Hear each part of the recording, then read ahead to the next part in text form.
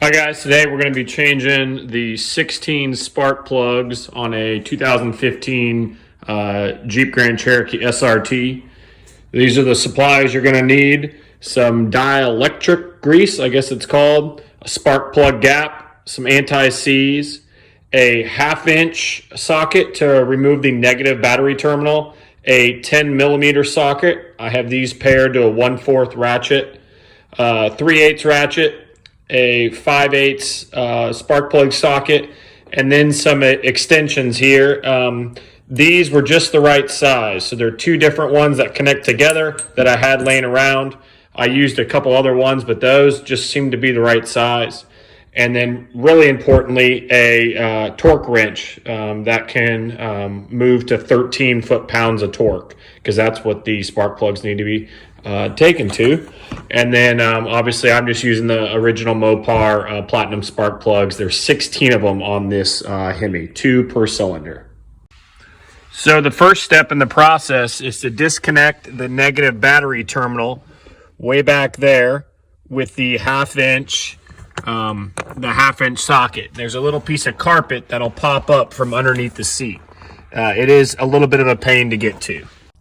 So the second step in the process is to remove this cover here. There's 2 of them on each side.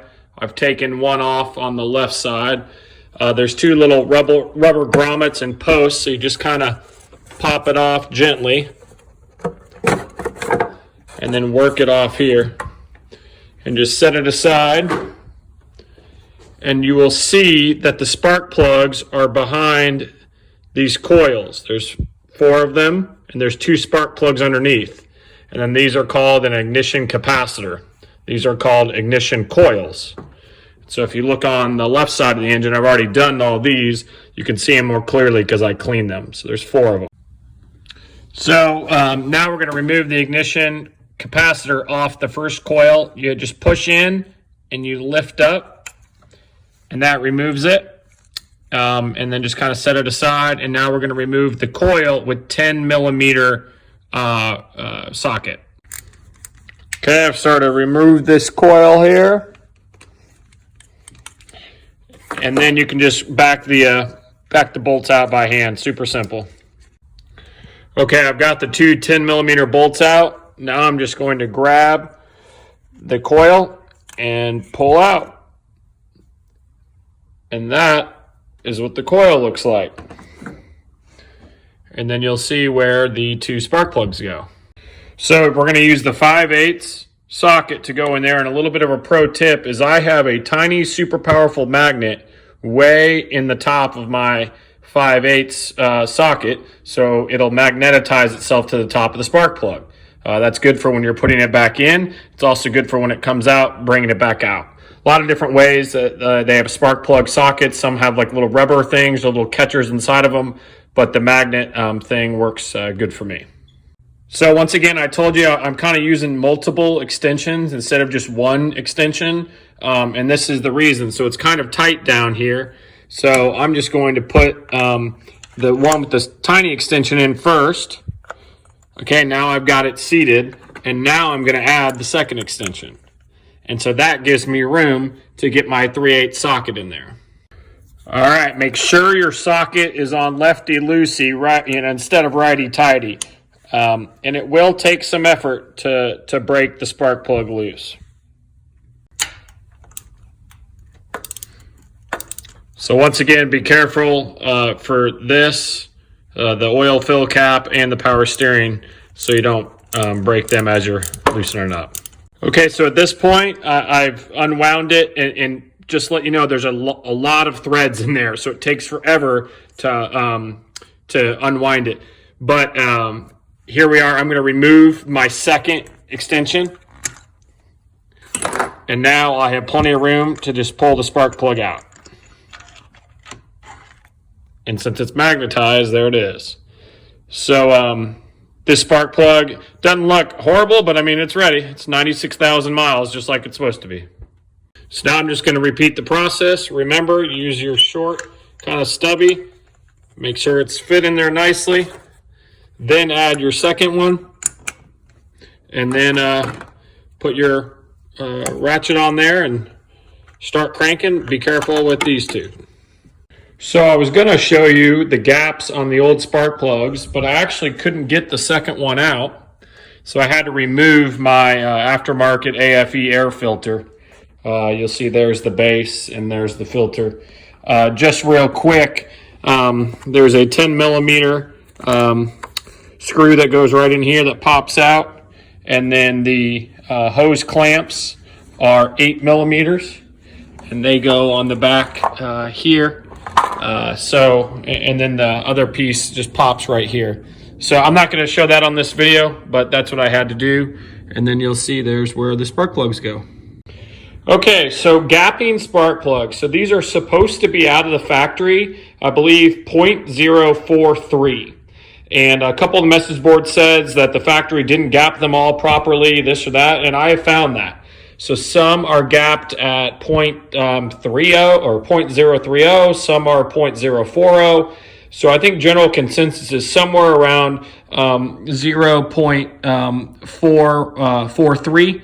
But you know, if it's near 0.40, that's fine. So what you do is you take this little gap and you move it along the sides of this tool until you're basically spreading out the gap properly.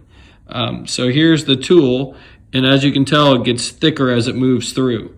So let me see if I can somehow show you here. So you take the spark plug and you move it up and down until you get it to where it says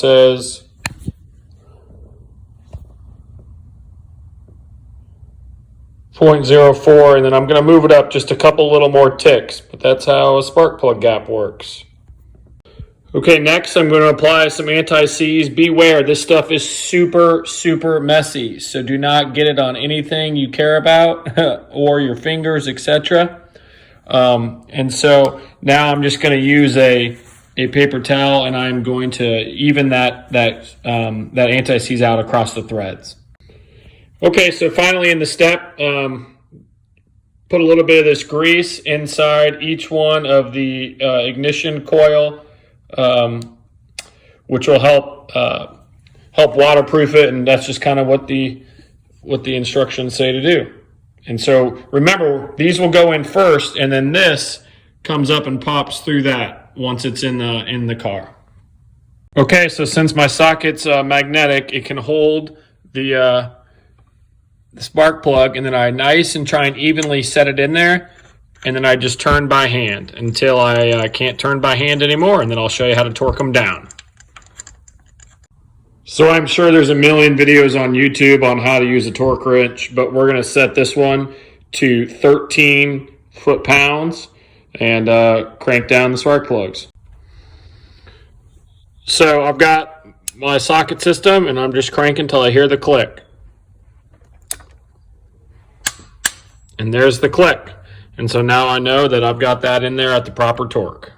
So I've got them torqued properly, and this piece of cut up jeans is to cover the intake here. You don't want to get any dirt or anything in there. So I've got my grease inside the ignition coil, and now I'm just going to simply start it, get it in there, and then they're flexible, and then just push down, and you'll kind of feel it clip in. Boom, there. So I will put the 10 millimeter bolts back in, connect the ignition capacitor here, which sometimes you can connect before to make it easier. So you heard the click. And then that's the first ignition coil and 2 spark plugs under there.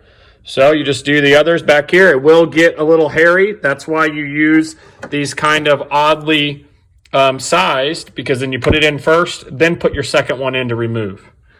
And that's how you change the spark plugs on a 6.4 liter Hemi Jeep SRT. I think it's the same for all the Challengers and Chargers and all that jazz. And I will post the exact part numbers along with the specs when I have them.